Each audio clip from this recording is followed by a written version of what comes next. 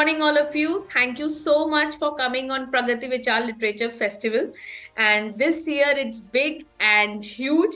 We have today in our session Mr. Debashis Paul. He is a professional management and marketing strategy consultant with clients across not only New Delhi but Gurgaon, Bengaluru, and Kolkata.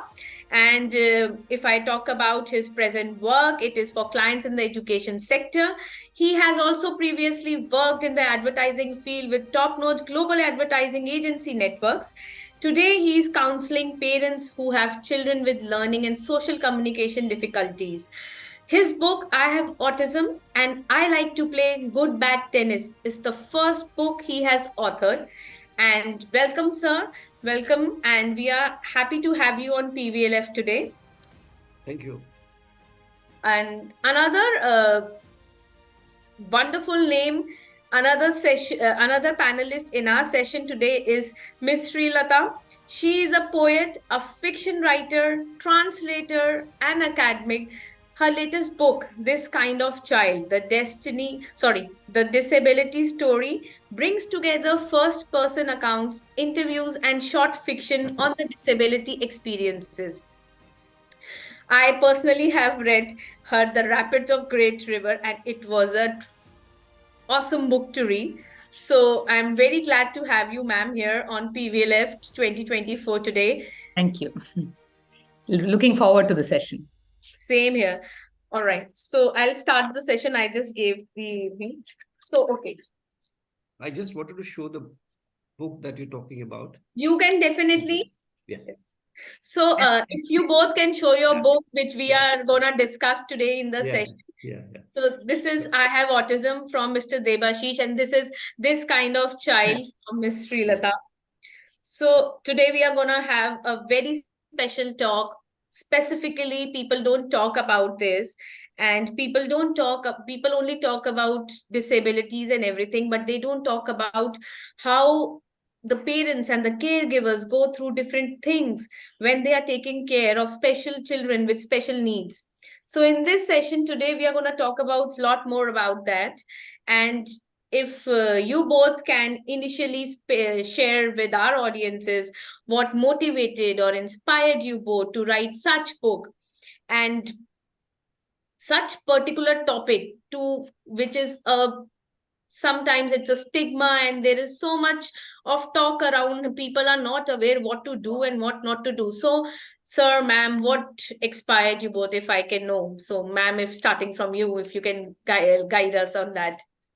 Yeah, thank you, Navita. So in This Kind of Child, the disability story, I bring together first-person accounts, conversations, interviews, as well as short fiction, which are designed to open up for us the experiential worlds of persons with disabilities and those who love them and care for them. So it's a multi-perspectival understanding of the disability experience, its emotional truth, its imagined truth, and so on. Now, in terms of what initially motivated me when I started working on this book, it was really my daughter with her dyslexia. And she was at the center of the book. And, it was her story, right, that I wanted to tell. And she was the protagonist. So she was at the back of my mind as I began writing a series of interleaved short stories centered on the lives of two children who were at the mercy of the school system. And these stories are now part of the concluding section of the book. All right. The whole story would have perhaps ended there, but it didn't because the book began to feel like a bigger project. And I couldn't bring myself to just stop with these stories because I felt that the lives of the characters in these books, in these stories, were connected to the stories of so many other humans. And I wasn't the first to tell the disability story, but I needed to sort of tell it, right? And I felt that I should include my own story as a mother of a child with dyslexia, my daughter's story, and also the voices of persons with other kinds of visible and invisible disabilities, and the experiences of people, the whole world, the little cosmos that surrounds them. Right? So the book kind of grew like that in a very organic way. It wasn't very planned or anything like that. And the interesting thing is, between the time of book's conception and now, my daughter is sort of grown up. She's a young adult. She's survived all the brutalities that she experienced as a school student, and so on. Now, just to sort of go to your, sort of to get your other question about, is it therapeutic? Is it, so I feel that writing about my daughter's struggles, our struggles as a family, and the struggles of other people with visible, invisible disabilities, it felt like a necessary act. And yes, maybe even therapeutic. For I think what happened is that I felt seen in the process of writing it, and so did others. So I still remember November of 2013. It was raining heavily. Chennai always has rains in November. And we had just pulled my daughter out of school because she was just struggling and she was so unhappy. There was no other way. We didn't know what else to do, right? We had no plan B, right? And she just lay under a quilt and it was really cold and wet. And I felt so much of grief because I felt that, is this child ever going to see her way out of this maze that counts as education, right? And is she just going to be left behind? And I think this is what a lot of parents do feel. And Absolutely. yeah, so this was just like, she was only 9 when we took her out of school, and she was a happy child before that, but the school thing really scarred her. Absolutely, I And agree. yeah, so this is the thing. And we felt that there was something amiss, and we slowly began to delve deep into it. And that's when the diagnosis of dyslexia happened. And with the diagnosis, of course, our world sort of turned upside down for a while, and we had to kind of figure out what to do. I think there's always that moment. And we also learned that disability is okay. It's not just in the person, it is the barriers, the environmental barriers, the attitudinal barriers, that make it a disability, that make children like my daughter fall through the cracks. And so that's really what the book is about, and the inspiration for the book. Yeah. Okay. So, sir, if you can tell us about your inspiration to write this book. Yeah, well, there is a little similarity between what Srilata madam said and my own experience. It was only through the diagnosis of my son, who was on the autism spectrum, that happened in Mumbai, that I understood this invisible disability and and all the difficulties, complexes, the limitations, and like Srilata said, the barriers in our own education system, the social acceptance issues, even within the family and within the extended family as I well. totally agree. Totally Yeah, agree. where you are otherwise so dependent on, and there is always a certain equilibrium, and then with the arrival of this child, suddenly that was shaken. So there was a lot to handle actually at that very moment of diagnosis, including the counsel which came from the doctor was not really very helpful. And I think that's an area which that needs a lot of working on, because what you're dealing with that time when you're making this pronouncement of the diagnosis and its implications to the parents, there needs to be a lot of training there, for pediatricians or neuropediatricians. But anyway, so that happened. So the journey started. Obviously, the things were completely upside down initially. Then I got a grip of it, and that time there was not so much information available on the net. So one had to really go around digging, for information, because even our medical fraternity, is not equipped really. Absolutely. The education system was okay, relatively speaking, slightly better in Bombay and then in Delhi, perhaps, and in Chennai, of course, but and Bangalore. But there were, again, it was just inadequate in a comprehensive way, if you see. But today the situation is far better, of course, in these areas, in terms of schools, especially in the bigger cities in India, in terms of therapies available, and the absolutely avalanche of information that's there on the internet. So, however, the issues still remain. The issues of acceptance, understanding, employment opportunities for children with Absolutely. neuro disabilities or neurodivergent children, people, those are very big issues today, still is. So information and therapy availability is not just enough. Okay, there are big gaps also in the schooling system. Mm-hmm. So when I experienced all of this firsthand, I started taking notes, but there was no intent to write a book. I just started writing notes at the end of the day, watching my child, watching other children who used to come to the same special school that Noel used to go to, looking at the attitudes of neurotypical children towards children with difficulties. Similarly, other parents' attitudes towards children with difficulties, those still persist, they're very big barriers actually. And it Actually, has sir, nothing to do, and it has nothing to do with the social class. it It, is not. it's Absolutely. all I pervasive. It's all pervasive. So completely. it In is not fact, an I issue. find more acceptance among people from working classes Working sometimes. classes, Yes, I exactly. agree. So I when I'm agree. sharing to both of you, I myself is a mother to an Asperger's syndrome kid, and he has been diagnosed 2 times. And in the recent therapy, I was just told that your child doesn't have that much of ADHD, which you have been told. Yeah, he's aggressive, but he has more of sensory issues and Asperger's syndrome towards the autism spectrum. And for the almost 5 years, I have been reading so much about ADHD. It all just changed. My entire learning was like, okay, now I am understanding why I was doing so many things. It was not helping him out because he was misdiagnosed. And then now this is a new syndrome which I have been told about, and I have to read it again. So that reading and doing lot of things around it, it has just not let me. I'm not in that zone that, okay, I again want to read for almost 3 to 4 years and want to help my children. I was like, that's it. I can't be doing it again and again. There has to be a system. I have myself, and I'm listening to both of you. Sir, certainly the schools have not changed. It's exhausting also, Every Navita, as you every said. day, every day I get a complaint, I get something. The issue in the school system is they talk about the behavior of the child, knowing that the neurodiverse children have behavioral issues. They have accepted them because of the NAP 2020. However, there are a lot of taboos and stigmas around it. Schools are still not prepared for an inclusive school. There are very minimal schools which are inclusive, but when I see today in my child's school, in the new session, they have almost new admissions of 25 to 30 autistic kids. The number is increasing. And with this avalanche of knowledge on the internet, everybody is reading so much, but there is nothing proper study.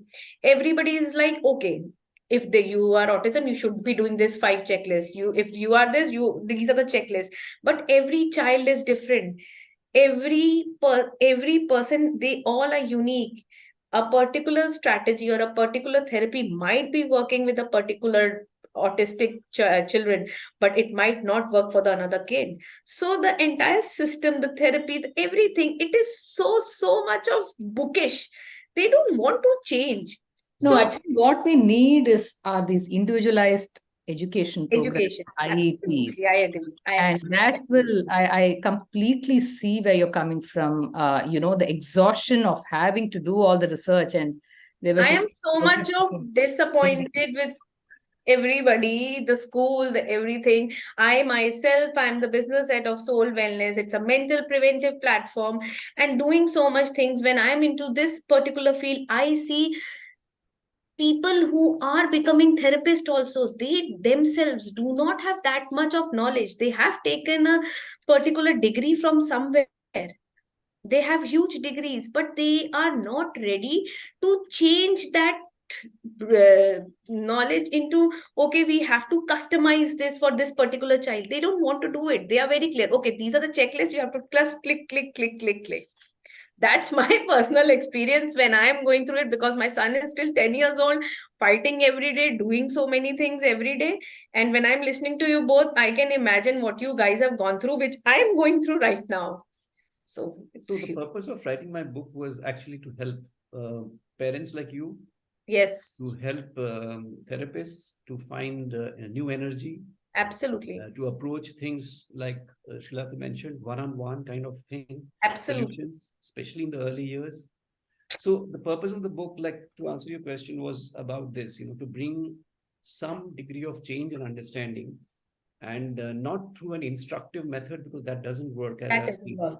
And I've been in the field of communication also, so I know that it will not work by giving pointers and, in a chart. So it had to be told in an authentic way, in an emotive way, so that people can relate to it, and not just, making the child a hero or something, Yeah. but making what I call everyday courage, upfront.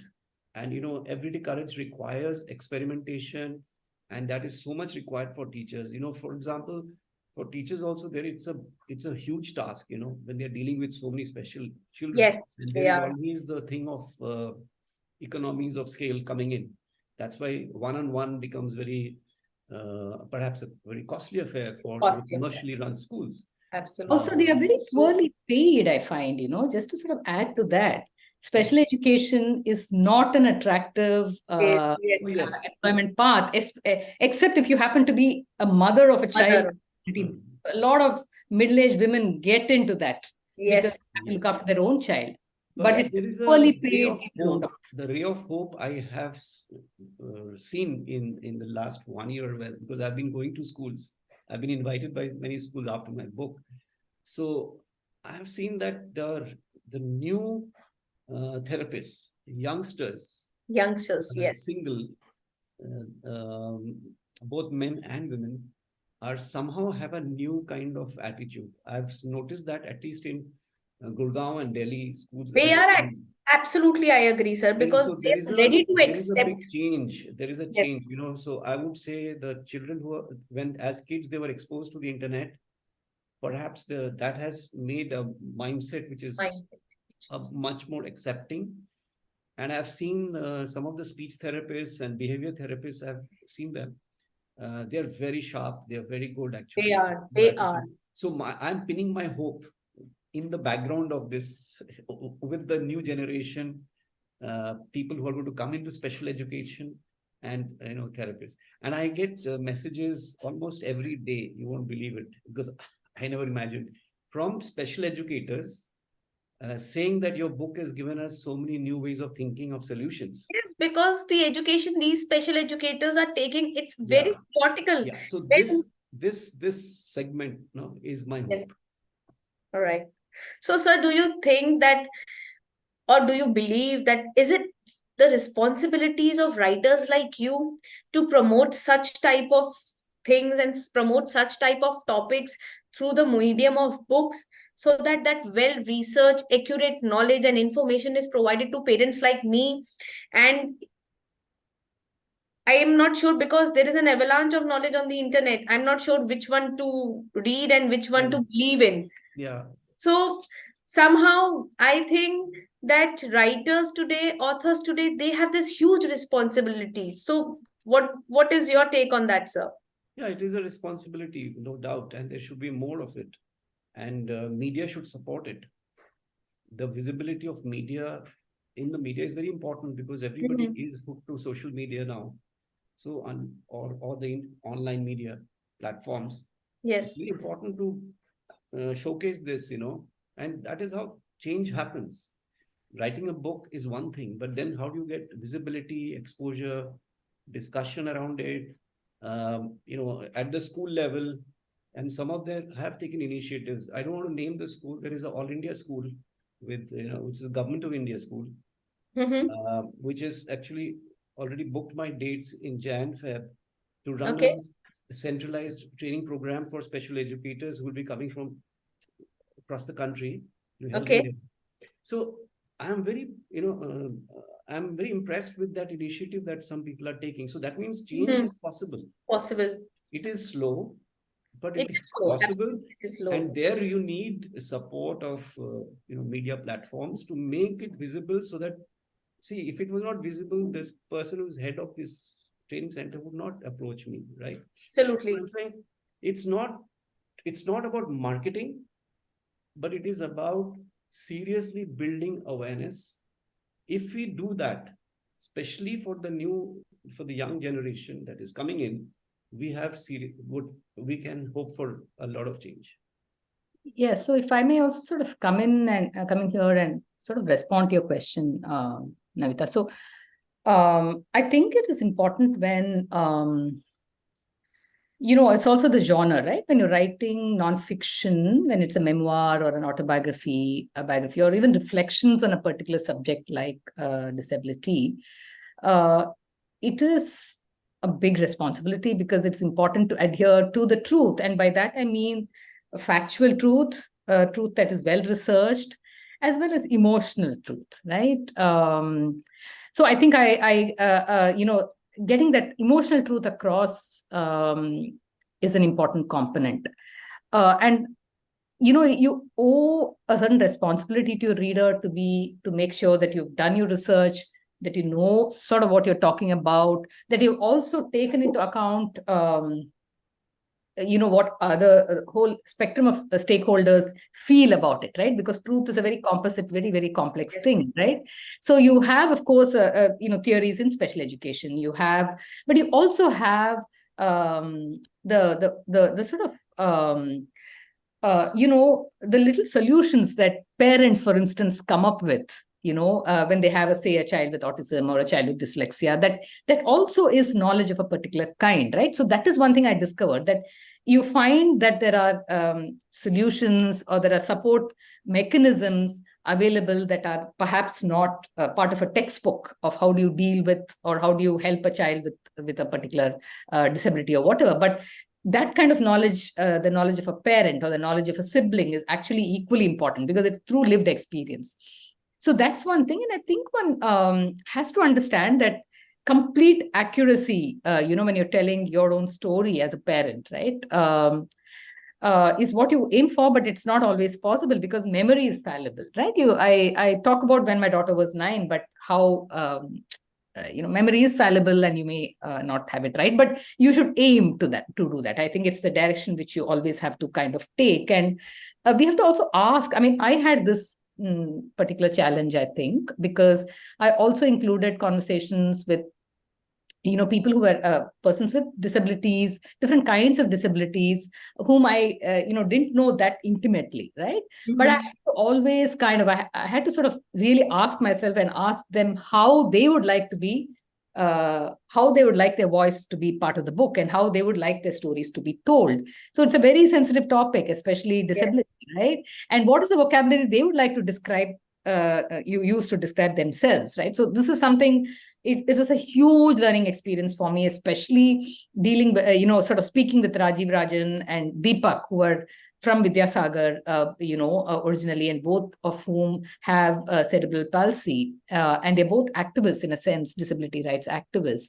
And one of the things I do remember thinking about is, how do you kind of if there's a child who's on the more severe end of this autism spectrum disorder and who's nonverbal, right? So I did sort of meet parents of children with that sort of an autism on the nonverbal spectrum.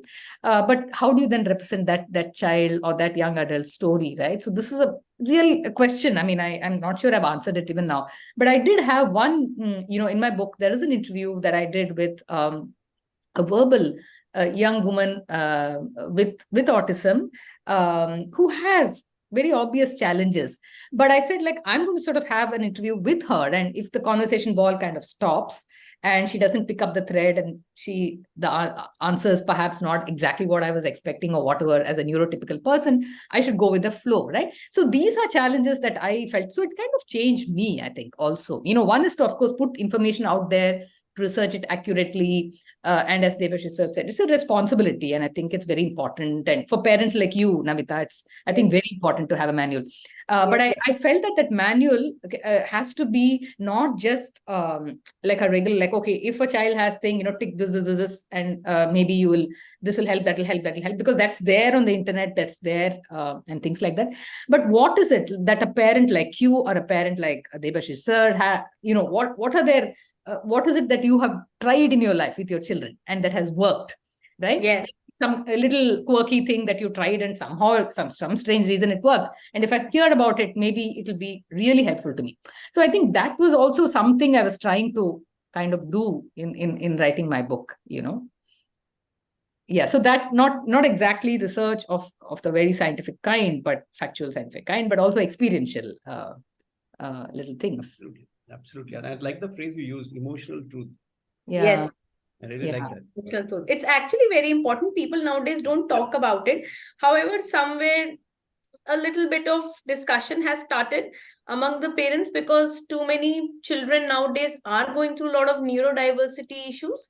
So it has started, like sir said, it's there, but slowly it will maybe Hmm.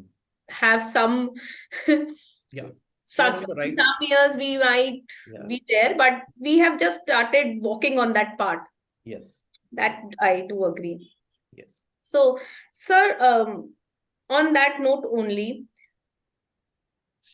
do you believe that openly sharing, as you both are the parents, you are written a book on that, a proper module or a manual for a parent, for parents like us, so discussing such topics, sharing your journeys, raising awareness about various developmental disorders. Frankly speaking, this terminology, neurodiverse kid, I was not aware about it for all, maybe 2 years or 3 years ago. I was not aware about this particular keyword, neurodiverse. So But this it has come disorder, in the parlance only 2 years ago. yeah, yes, I That's why you haven't would have heard heard. of it. Yes, Right? And all these ideas originate from the West, as you know. yes, Now, to say special needs is not correct. correct, exactly. So parents, some of the parents, I don't mind if somebody is saying that or labeling my child, but there are a lot of people who label, especially children who are neurodiverse. They label them like saying he's aggressive, he's a bad boy, he's a naughty boy, दो थप्पड़ मारो ठीक हो जाएगा. The parents don't know how to do the parenting well.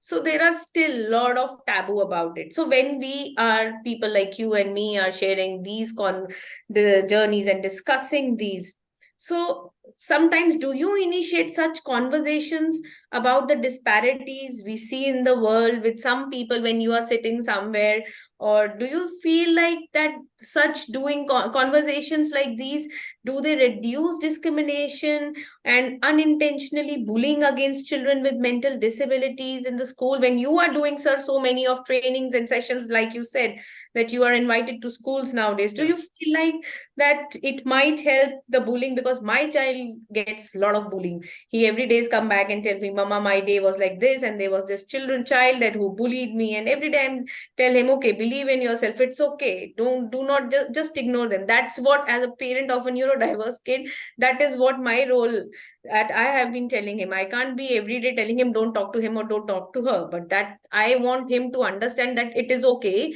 Okay, ignore that. Just live with it and ignore it. That is the only thing as a mother I understand and want to teach him to ignore. See, what happens in the school leadership? See, school is a very important space. Yes. Just as the home is a very important space for any child. It's nothing. We don't have to say neurodivergent or neurotypical. Yes. Any child, home, and then the school, right?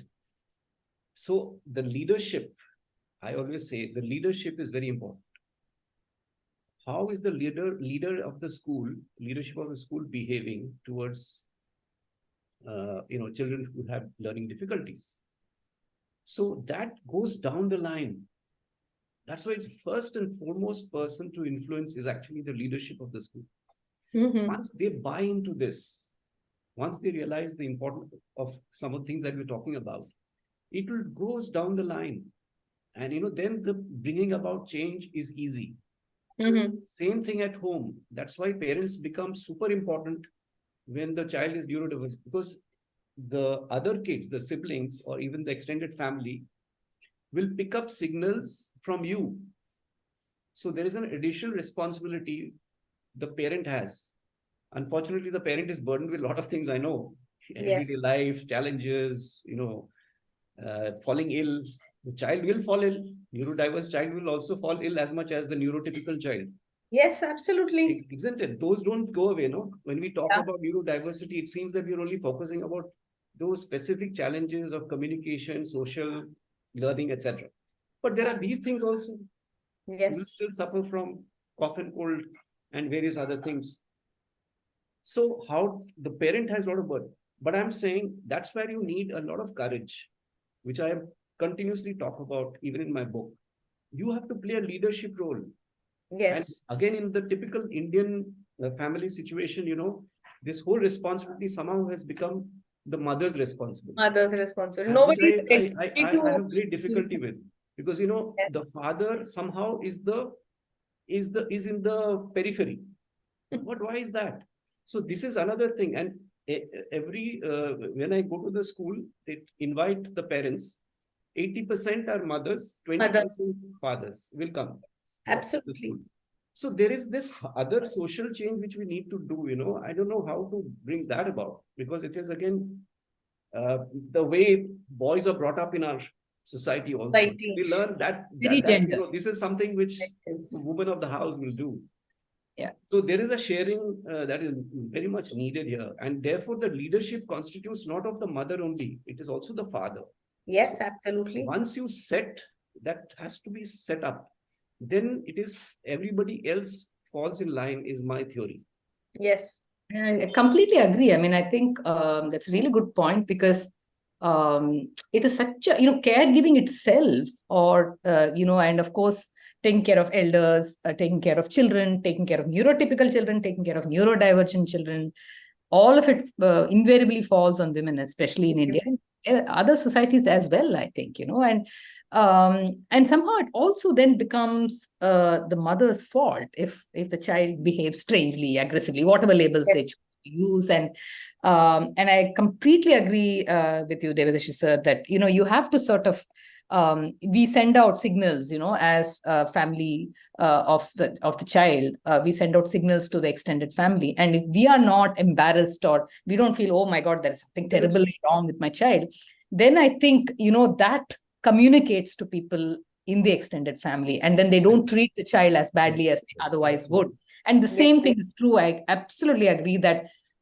somewhere in the leadership positions in schools, colleges, and so on, they have to set the tone. They Things have to. will not work so well on the ground level, but at least you set the tone, and then you have awareness workshops, you talk about it all the time. And then also we realize this is one thing, that children, when you send a neurodivergent child to a school, why does a neurotypical child bully that neurodivergent child? Because that's what he or she has seen. But otherwise, children can be very accepting. So I can give you an example from my own life. So both my children, I have my daughter, and I also have a son.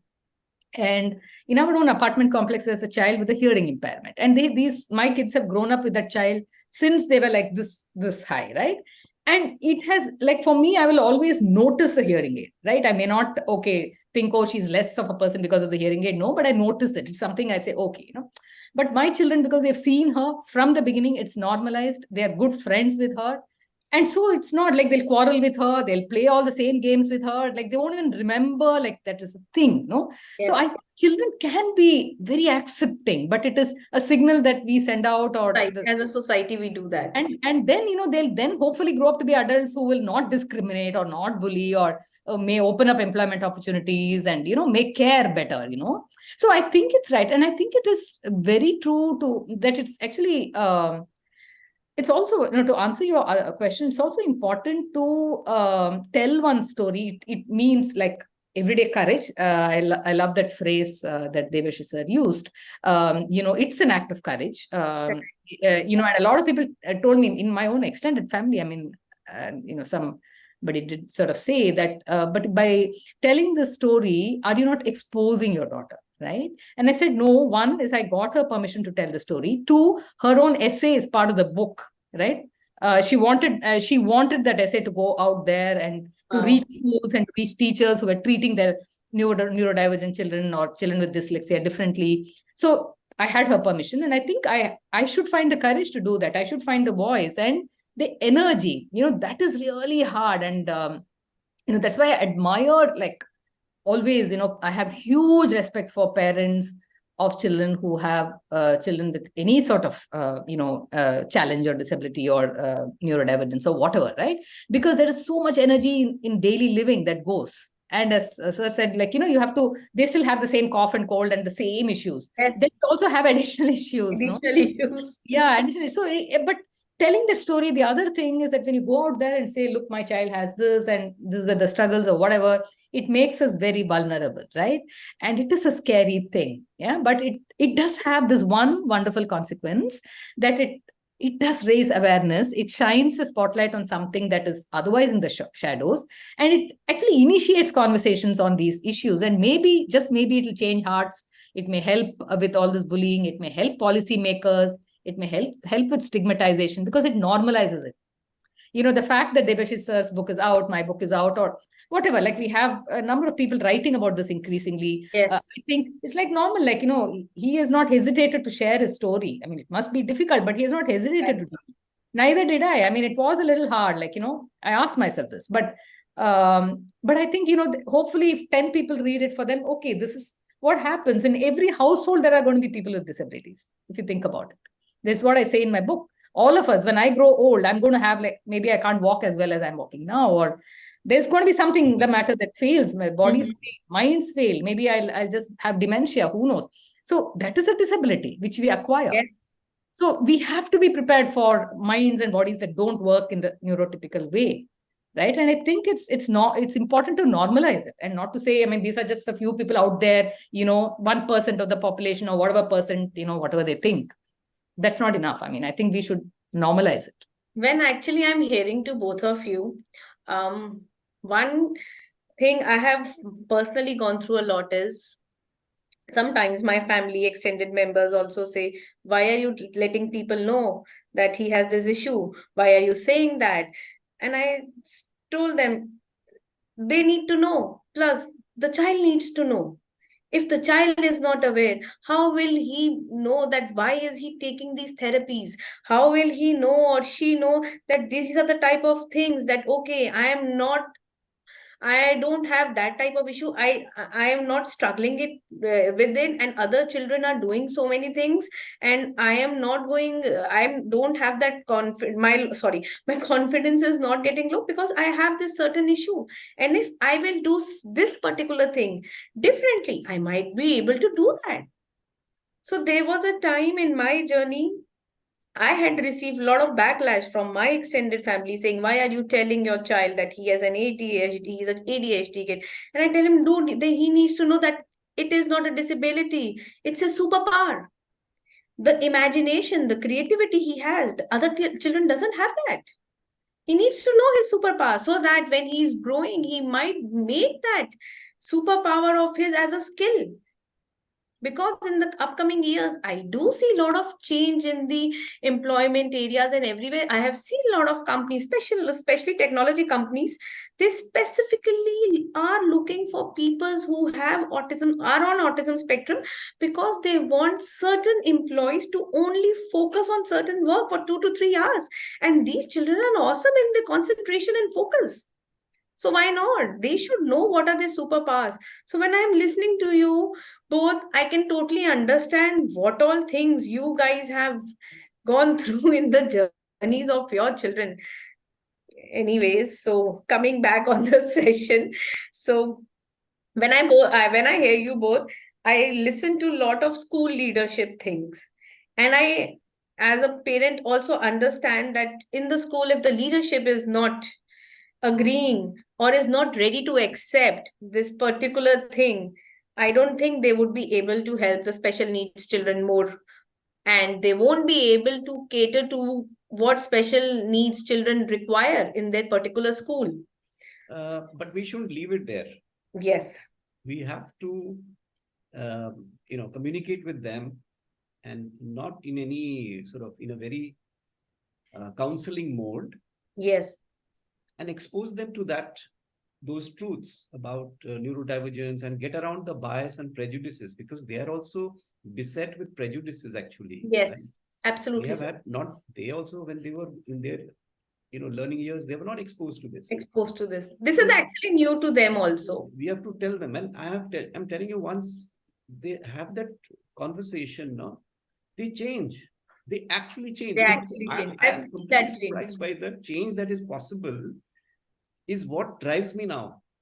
Yes. Earlier I used to be very cynical about this, but now I'm not, having seen it in the last 6 months. So it is possible to have the conversation. So we should not leave it there. We should just recognize the issue and then address the issue.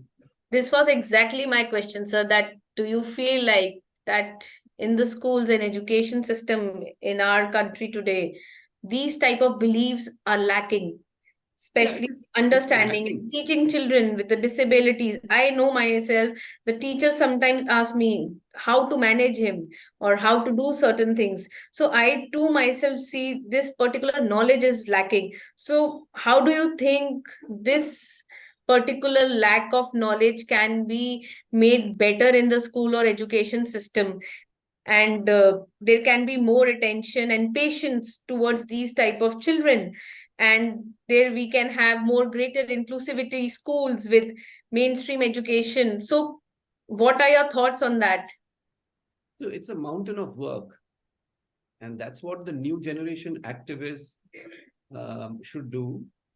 And change is possible, like I said.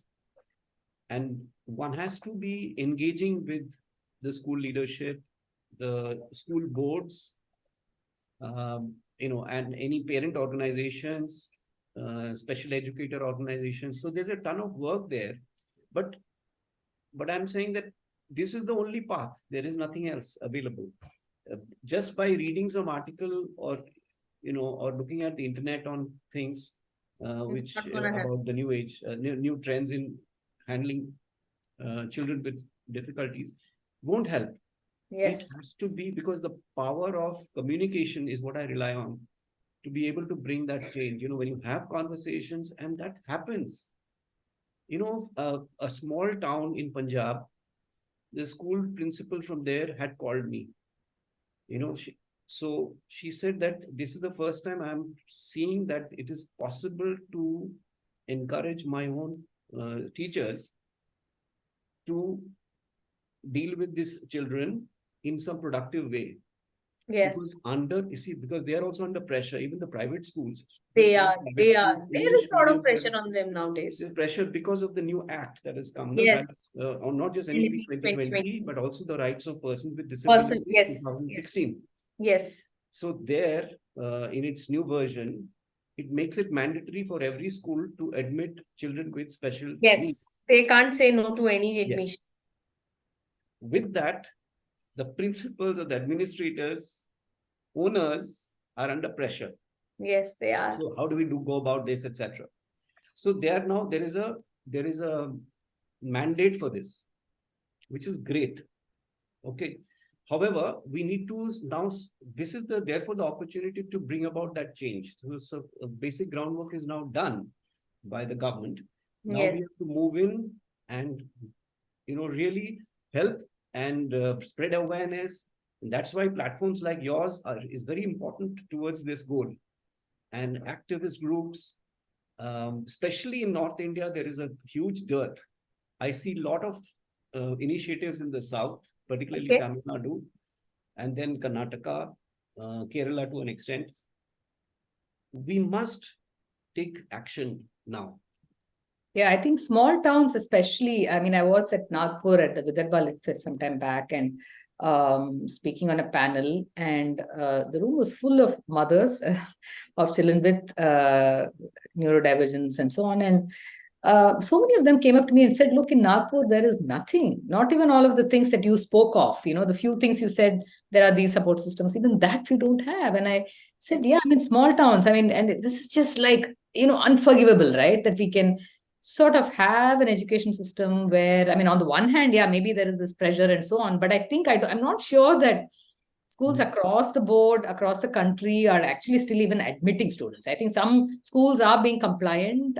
They're sort of worried and they're compliant. I don't know if that's really happening elsewhere. And also, as you said, once you admit them, then what, right? That then what is a big question, because you can always have a child sit in on, sit in a classroom, because I've had a friend who has a child with very severe learning issues. And she said this, I mean, the school admitted her. It was a well-known mainstream school in Chennai, and they admitted her. There was no issue about that part. But after that, she said the child learned nothing. The child was just falling through the cracks. There was no support. She tried to employ privately, by paying privately, a shadow teacher who would go around with the child. Yes. That system collapsed. That didn't work. And the child was completely behind, was not keeping up with not supported in that. So then, you're wondering, right? Then eventually, after a lot of internal struggle, she pulled the child out of that school and admitted the child in a what you call a special school or whatever, where there are other sorts of challenges, because then when can the child be mainstreamed again, Yes. So yes, I mean, I think so that's what. So there is no kind of a, I think it's really down to your individual situation and the solutions you find. I mean, whether you decide to put them in a mainstream school and struggle with that, or you put them in a special school and you struggle with the consequences of that, but you have to try it all. Basically, you have to throw the sink and everything at it. And I mean, we even tried homeschooling, which kind of worked, but it placed a huge burden on us. I mean, burden as in I a totally understand. lot of pressure, because both of us are working, my husband and I, and he's a professor as well, and he used to take our daughter with him to his place of work, and I used to take my daughter to IIT. And our workplaces were I mean, broadly at least they didn't object to it, but still there is this, like, where do you focus? Do you focus on work? Do you focus on the child? Right. Very difficult. It's very difficult. Totally agree. Totally agree. And nowadays we still see a lot of changes. However, this conversation which we are having can never end. This particular topic is so, especially if I talk about all three of us, it's very close to our heart because you are already gone through a lot of things. I'm on that journey. And I hope with this conversation today, we might have done little bit of awareness. People who would be listening to our conversation today, especially the parents and the special caregivers, they might understand and they might be able to do that change in their children's journey. So, with that, ma'am and sir, I would like to thank you both for participating in Pragati Vichar Literature Festival, and I hope you both have enjoyed this conversation, which I had my personally. I really enjoyed the conversation having with you, Srilata ma'am and Debashis sir. So, if you both can, while going, can tell something about your book, why readers should be reading them, it would be wonderful. Okay, so why should readers be reading my book? I think, the one way in which I think about this book is that I wanted to reach not just persons with disabilities and persons who know, who are their caregivers or people who help them and support them and all of that, but I just wanted to reach all human beings, and not in terms of, like, because I wanted to sell or I want to make money of it. No, I'm actually willing to give it away free at some level. But I want the message to go out there, because I think, if for nothing, because I really believe that, it benefits the entire world. It benefits all of us as human beings if we have an inclusive society, right? And it is not just this person with a disability. Oh, let's give them a ramp, or let's set up a center for children with dyslexia, and then forget about it. No, but I think if you include them in the true spirit of the word, I think people like everybody else actually benefits from just having the resources that these people bring to the world, right? Because otherwise, what are you doing? We're always talking about GDP and all of that, right? Think of it even from an economic perspective. We lose so much. So many kinds of intelligences are lost to the world because we don't value it. So that's why I think, if people read this book, maybe they will begin to sort of think about it a little bit like that. And also think about the fact that all of us are vulnerable and that we may all be disabled one day. So it's important to start taking this seriously now. At least for a very selfish reason. Tomorrow I may not be able to take the stairs, right? So let's have a ramp. Let's, so even for me, it's going to be useful. So why not make buildings like that? Right. Absolutely. So yeah, that's why I would like people to read my book, I think. Right. Sir, what about you? Okay, so my book is actually in the first person titled I Have Autism. I'm sorry, I should be holding it like this, I think. Yeah.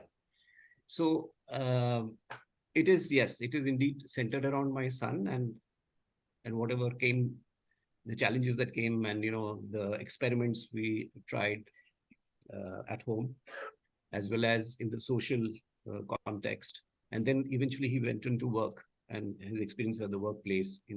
So it's a journey, yes.